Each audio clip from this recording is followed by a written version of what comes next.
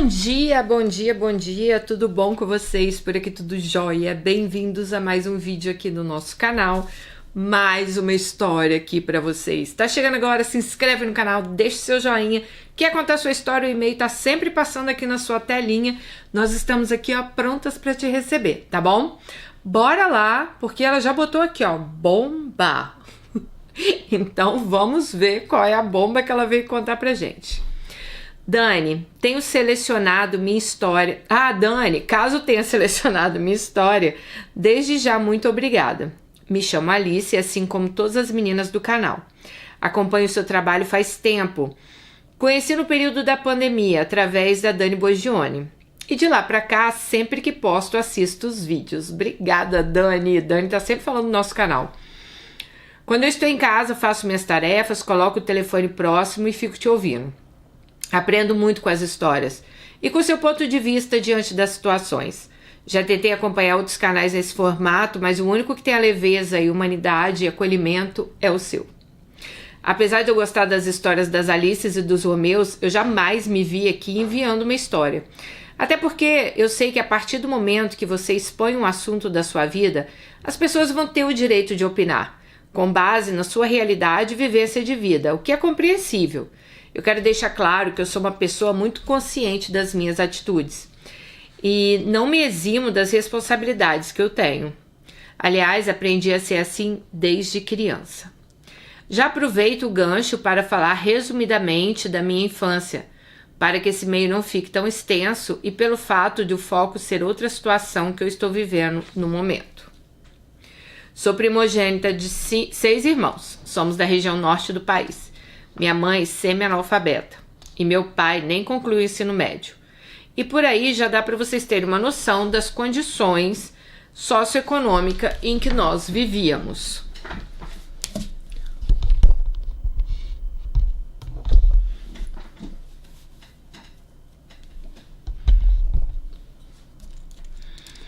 Meu pai é um homem muito trabalhador. Sempre trabalhou em qualquer coisa que aparecia para sustentar a família. Mas o grande problema dele foi o alcoolismo. Além disso, ele sempre que bebia agredia minha mãe, fisicamente e verbalmente. E com isso, infelizmente, a violência doméstica sempre fez parte da nossa rotina. É importante dizer que a violência contra a mulher não é somente física. Fora as vezes que ele ia fazer feira e gastava todo o dinheiro com bebida e não comprava nada. E ainda chegava em casa agressivo e não deixava ninguém dormir. Passava a noite andando pela casa, querendo agredir minha mãe. Muitas vezes ela tinha que se esconder no nosso quarto para ele não a ver. Era um filme de terror. O que contribuiu para que a relação dos meus pais chegasse ao fim durou cerca de 15 anos e atualmente ambos estão em outro relacionamento. Durante a nossa infância, devido a essas constantes agressões, minha mãe acabava reproduzindo com os filhos o que ela sofria com meu pai. E se aos finais de semana era meu pai com a bebida, na semana era minha mãe. Ela nos batia por qualquer coisa, principalmente eu que era a primeira filha. Eu não entendia por que de tanta violência. Ela se estressava até por uma bobagem. Se eu fizesse alguma coisa que não ficasse boa, além de me dar uma surra, ela me xingava e amaldiçoava, e era o dia inteiro enquanto a raiva não passasse. Ela continuava falando o mesmo assunto, e às vezes era preciso meu pai mandá-la se calar. Outra coisa que ela sempre me dizia quando eu fazia algum trabalho errado, que ela falava assim: não é possível que você é minha filha, você só pode ter sido trocada na maternidade. Eu não posso ter parido um diabo tão burro como você. Era assim que ela me chamava, e outras coisas que não vale nem a pena falar. O fato é que toda vez que alguma coisa ruim acontecia, com os inúmeros episódios de violência, ela nos culpava. Dizia que se ela não tivesse tido filho, ela não estaria sofrendo, que ela seria livre. Minha mãe, ela sempre foi vaidosa, sempre gostou de sair, de ir a festas, mesmo no interior onde a gente morava. Às vezes ela ia com meu pai. Também fazíamos piqueniques. Ela era bem animada. Sempre eu ficava cuidando da casa e dos meus irmãos. Quando chegavam, era só briga os dois. Era por causa dos ciúmes dela ou alguma paranoia do meu pai. Tudo isso que eu passei com meus pais, e sobretudo com a minha mãe, me fizeram ter receio e trauma da maternidade. Eu cresci ouvindo as piores coisas. E talvez nem fosse o fato de eu não querer ser mãe, mas sim por tudo que vivemos. Tudo isso que passei com meus pais e sobretudo com a minha mãe me fizeram ter receio, trauma da maternidade. Eu cresci ouvindo as piores coisas, talvez nem fosse o fato de não querer ser mãe, mas sim por tudo que vivemos. Foi muito difícil escutar tantas ofensas gratuitas dela e do meu pai. E quando ele bebia, me assediava sexualmente. Eu não me deixando outra alternativa a não ser sair de casa com 13 anos de idade. Lá não era um lugar seguro para mim. Eu vivia com medo de ser abusada, porque já tinha sido por um familiar da parte do meu pai. Estou contando isso superficialmente, tá? Mas tem muita coisa. Só para finalizar essa parte, faz 18 anos que eu não vejo meu pai. Eu soube que ele se casou novamente, continua bebendo, teve outra filha na pandemia e minha mãe hoje está bem melhor. Também casou, o esposo cuida muito bem dela e isso tem ajudado. Nossa relação nunca foi excelente. Eu a perdoei pelo que ela fez, mas nunca esqueci. E até hoje eu tenho muitas dores. Não visito ela com frequência. Não sinto vontade de estar perto, conversando, sabe? Então elas se falam só o necessário. Ela sempre me cobrava a maternidade. Estou ficando velha nas palavras dela e eu trazia à tona o que eu passei na minha infância e ela mudava de assunto. Dani, também quero ressaltar que em momento algum eu trouxe essa parte para justificar meus erros. E já entrando na história principal, eu sou casada há muito tempo. Como nunca tive o sonho de ser mãe, fomos deixando para lá e fui fazer minhas coisas. Fiz faculdade, hoje eu faço pós-graduação.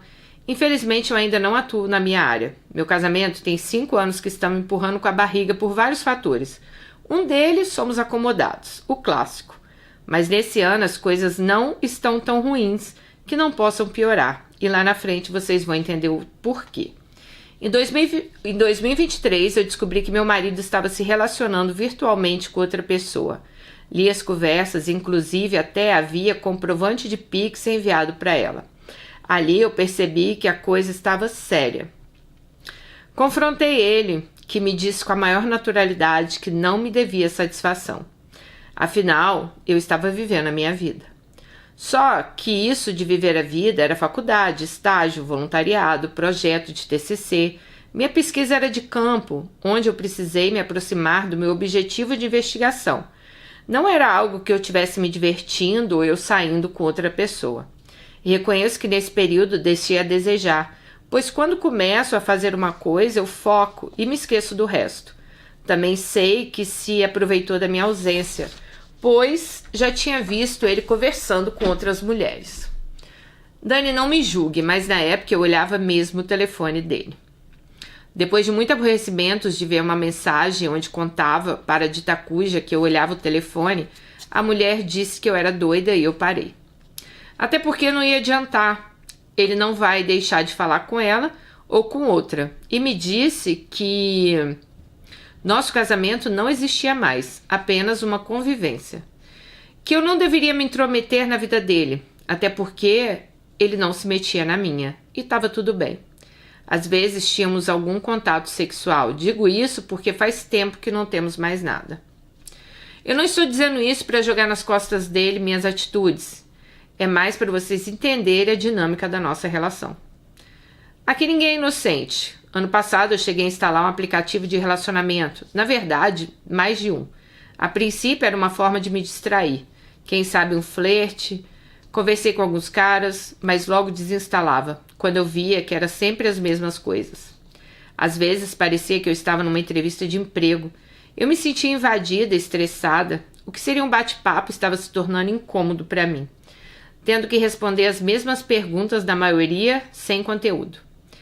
Até que tentei outro. Um rapaz me enviou uma mensagem, vou chamar ele de Jurandir, um dos principais personagens dessa história. De início a gente falava o básico, sempre era ele quem puxava a conversa. Não era o tipo de homem que me interessava. Na conversa que tive por telefone, que durou 2 horas, achei ele até um pouco grosseiro e machista, pois falou que na minha região as mulheres eram encostadas, só se relacionavam por interesse financeiro, entre outras coisas, que nem vê o caso. Bom, a primeira red flag, como você diz, Dani. Naquela conversa eu já percebi o jeito dele. Além de tudo, soava soberbo, mas mesmo assim não encerrei o contato. Até que pediu para me conhecer e combinamos num ponto turístico da minha cidade. Só que nas vésperas eu desmarquei. E a partir daí, eu não quis mais falar com ele. Também estava de saco cheio do aplicativo e fui cuidar da minha vida. Na época, o bloqueei e passei meses sem ter notícias. Até que entrei novamente no bendito aplicativo.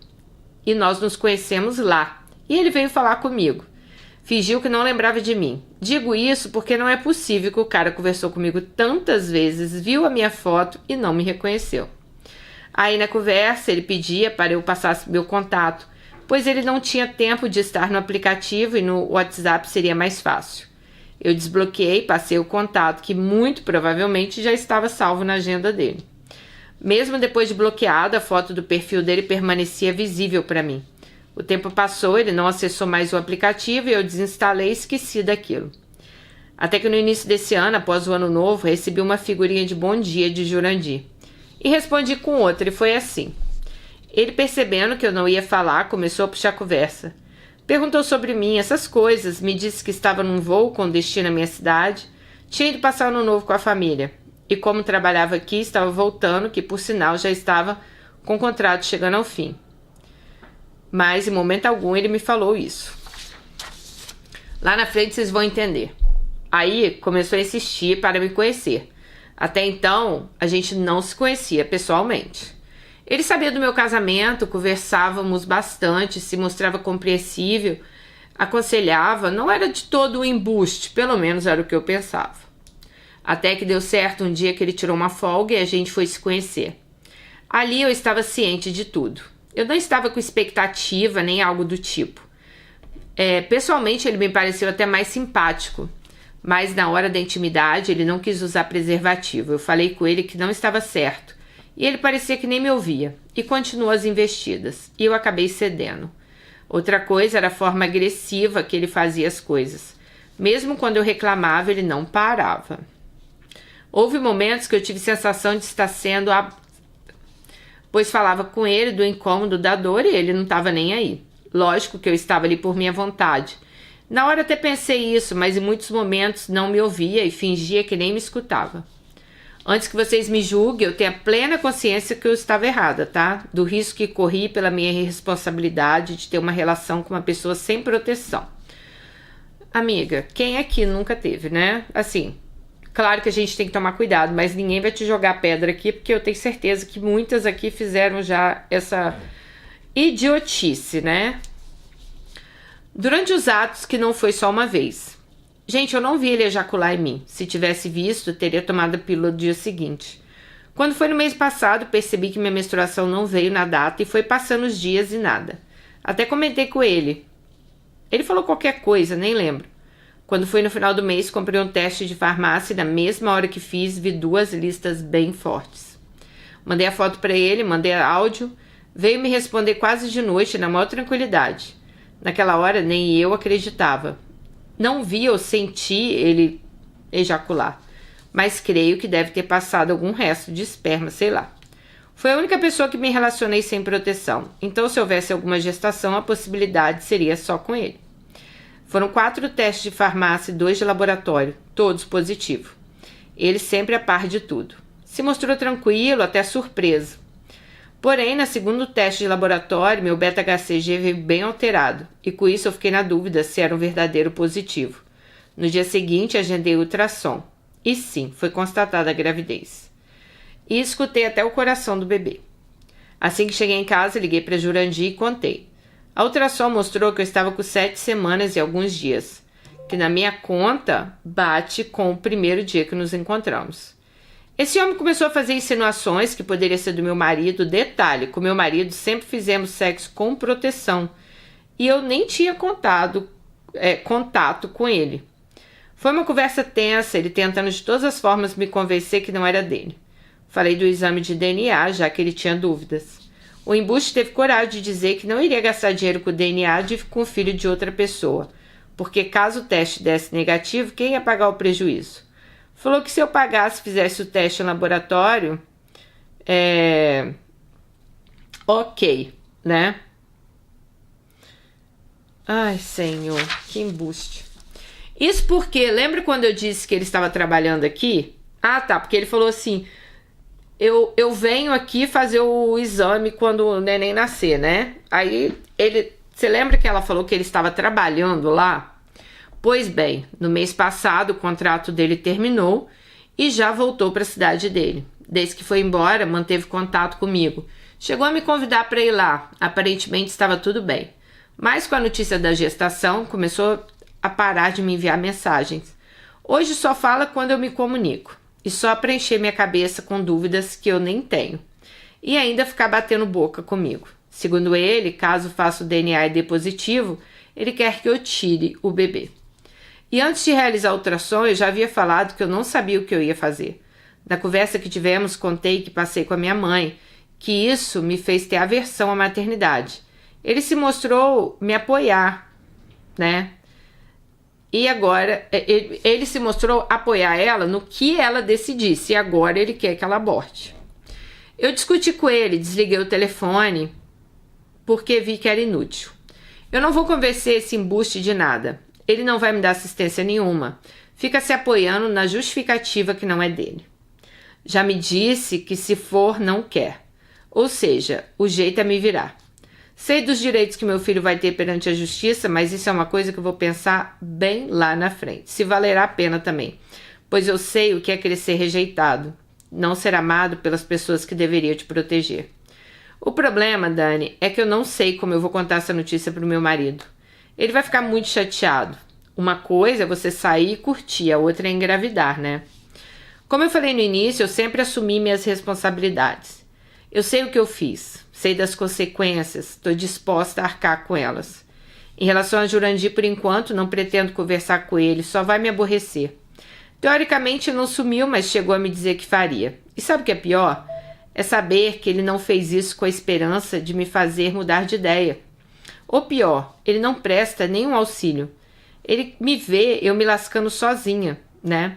E fica de longe dando pitaco com a justificativa da dúvida pelo fato de eu ser casada. Eu tenho andado tão preocupada, estressada com esse homem, tem noites que eu quase não durmo de angústia. Sobre o meu marido, eu não sei como ele vai reagir a essa notícia. E muito provavelmente eu vou ter que mudar de casa. Bom, essa é a minha história. Conforme eu for acontecendo, eu vou enviar um e-mail para atualização para vocês. Não tá fácil a situação, mas me apego com fé que as coisas vão ficar bem. Desde já agradeço a compreensão, quis compartilhar a história para ficar um alerta. Nem de conselho, sabe? Pois eu sei que eu não estou em condições de aconselhar ninguém. São muitas lições que eu tirei dessa situação que eu passo. A maior de todas é não ter relações sexuais sem proteção. A segunda, não continue numa relação que já acabou há muito tempo. Não fique arrumando formas de se manter onde não tá bom, onde não se tem mais respeito e admiração, em que as pessoas sempre arrumam estratégias para continuar um casamento falido por acomodação. No meu caso, ainda teria que enfrentar os julgamentos entre mim e ele. Temos nossos acordos, mas as pessoas não sabem. Tipo, eles devem ter eles estão juntos, mas cada um faz o que quer. Novamente, Dani, obrigada. Estou deixando meu contato, ela deixou aqui. E um beijo para você, para Beto, as Alices e Romeus. Olha, amiga, bom, você já sabe o que eu penso, né? Relacionamento, quando acabou, a gente tem que separar, cara. Esse negócio de ficar na mesma casa, morando junto, dá ruim, por quê? Porque você vai acabar se envolvendo com outra pessoa, ele vai se envolver com outra mulher, igual tá acontecendo, mas como vocês dizem, vocês têm um acordo, então assim, era mais fácil ter esse acordo assim, então vamos nos separar, vamos dividir o que a gente tem, vamos cada um seguir sua vida, né? Eu acho que é melhor pra vocês, até porque eu acho que você tem o direito de ser feliz aí, conhecer uma pessoa, sei lá, ser feliz ou sozinha também, e ele tem o direito lá de fazer as coisas dele, então... Sinceramente, eu até, sabe, eu fico pensando, admiro vocês que conseguem ficar numa relação já acabada. Viver como dois irmãos e cada um, sei lá, viver sua vida igual você tá falando, né? Não sei, pra mim eu acho que isso não funcionaria. Mas ok, vamos lá, é a realidade de vocês no momento. Bom, esse cara que você se relacionou... É um zero à esquerda, né, amiga? Você não espere nada dele, tá?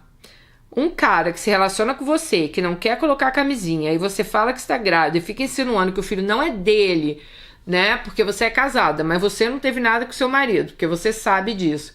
Aí você fala isso pro cara, e ele não confia em você. E ele quer mais é tirar o corpo dele fora, né? Ah, se fizer o DNA, eu quero que tire. Ah, vai se fuder, cara. Eu devia ter pensado isso antes de ficar lá enchendo o saco pra transar sem camisinha, né? E, claro, você também não devia nem ter aceitado. Mas já aconteceu, já aceitou, não vamos ficar aqui na mesma balela. Tá, o que eu faria aí no seu lugar? Primeira coisa, eu iria conversar com meu marido. Não tem, assim, o que você fazer aqui de imediato. Eu acho que a primeira coisa é você resolver a sua situação no seu casamento, até porque a sua barriga daqui a pouco vai crescer. Você falou que você não tem nenhum tipo de relação aí com seu marido, né, sem camisinha, ou vocês não têm nenhum tipo de relação aí já tem um tempo. Então, ele vai saber que o filho não é dele, óbvio, né? Então, assim, é preferível que você fale antes dele notar. Chamar ele e falar, olha, você tem aí, né, seus encontros, eu tenho os meus, aconteceu, foi.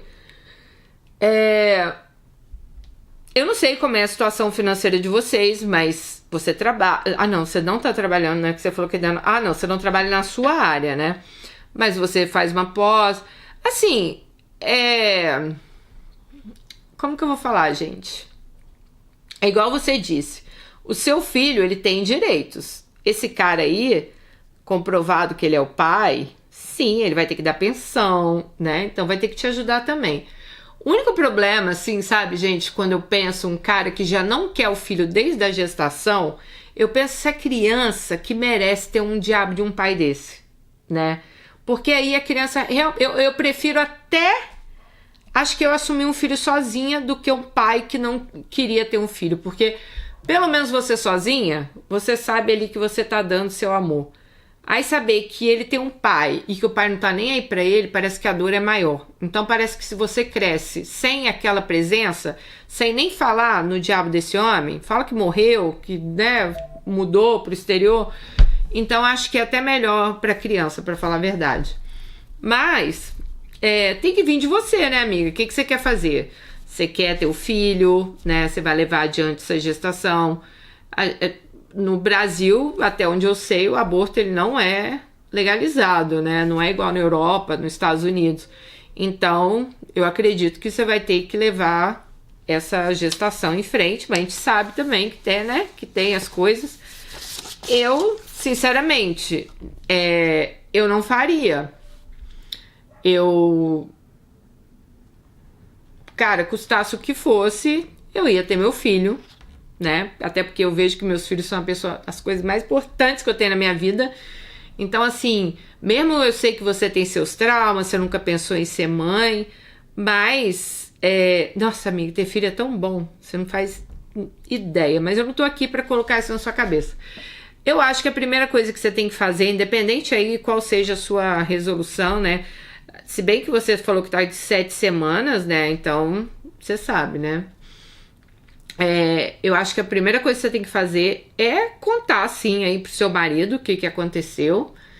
Vocês decidirem o que vão fazer. Cada um vai seguir seu caminho. Talvez esse filho venha até pra isso, né? Pra forçar aí você, de repente, a seguir o seu caminho, entendeu? A tomar uma decisão na sua vida, né? Esse cara que te engravidou... Ai, amiga, esquece, eu não ia querer nem de graça. O que te engravidou, ele é red flag, assim, purinha. E não é nem só por causa da criança que eu tô falando aqui, né? É o cara, igual você falou, na hora lá, você falando que tava doendo, ele não tá nem aí. Você falando com ele que queria usar camisinha, ele não tava nem aí. Então, assim, ele já não te respeitou desde o início, sabe? Então, isso aí, minha filha, é chave de cadeia, né? Eu não ficaria com um cara desse nem se ele quisesse. Então, eu acho que agora é você que tem que tomar uma atitude. Mas eu acho que a primeira atitude é se abrir com seu marido. Sim, vai ser um papo, talvez, né, pesado. Acredito que sim. vai ser algo que você vai ter que realmente... Porque assim, igual você falou, você tá acomodada nesse casamento. Então pra você e pra ele tá muito... Vamos lá, tá tudo muito certo. Vocês moram num lugar, vocês devem dividir as contas, cada um curte sua vida, cada um tem sua vida. Mas nenhum dos dois conseguiu ainda seguir sozinho. Então, agora chegou a hora que vocês vão realmente ter que tomar uma decisão, né? E eu acredito que essa decisão vai ser você seguir com o seu filho e ele seguir a vida dele. Então, assim, é um momento que muitas coisas vão mudar. Acredito tanto para você quanto para ele. Mas pode ser que esse filho também tenha vindo para você já nesse momento, sabe? Eu sempre acredito que Deus não faz nada assim fora da hora, né? Então pode ser que esse filho veio para você realmente para você tomar uma decisão aí daqui para frente na sua vida, né? Mas continue aí nos informando, continue contando pra gente qual vai ser os próximos passos. A gente quer acompanhar a sua história e vamos estar aqui, né, te esperando, tá bom? E igual eu falei pra você, faça o que você quer fazer, não o que os outros querem que você faça, tá? É o que o seu coração mandar. E assim, claro, eu não tô aqui para ficar falando o que você tem que fazer, mas eu acho que filho é uma bênção na nossa vida, não é fácil, né? Demanda de muita responsabilidade, é uma pessoa ali dependendo de você. Eu não sei qual é a sua situação, mas é uma bênção. Então pense bem aí no que você quer fazer, tá bom? Um beijo, fica com Deus e até nosso próximo vídeo. Tchau!